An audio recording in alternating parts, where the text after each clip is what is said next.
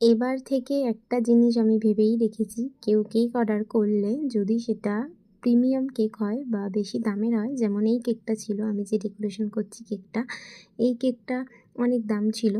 তো যাই হোক, দামটা আমি আর বললাম না, তবে একটা প্রিমিয়াম কেক ছিল ভালো একটা অ্যামাউন্টের। তো কেন বলছি, কারণ হচ্ছে এই কেকটা নিয়ে গেছিলো আমার থেকে দুপুর 2টো নাগাদ। তবে আমার টাকাটা নিয়ে ভীষণ ঘুরিয়েছে, এরকম আমার মনে হয় করা উচিত না। আমি বিশ্বাস করে তাকে দিয়েছিলাম।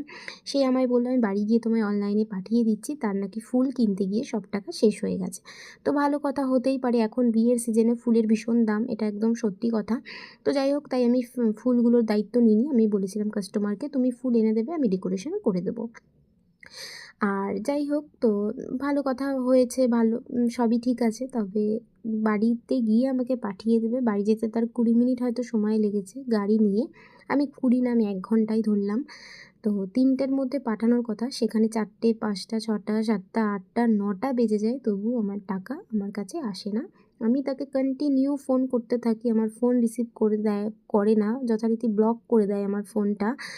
আর এতটা বাজে এক্সপিরিয়েন্স হয়েছে আমার, বিশ্বাস করো আমি ভীষণ কষ্ট পেয়েছি। আমার ভীষণ খারাপ লাগছিলো রীতিমতো, যে আমি এত কষ্ট করে কেকটা ডেকোরেশন করলাম, আর কাজ করার পরে যদি তুমি ঠিকঠাক পয়সাটা না পাও, তোমার কিন্তু স্বাভাবিক খারাপ লাগবে। কারণ তুমি যতই ভালোবেসে করো, তোমার তো পরিশ্রমও হচ্ছে। আর এই কেকটা আমি ভীষণ তাড়াহুড়ো করে করেছিলাম, বিশ্বাস করো।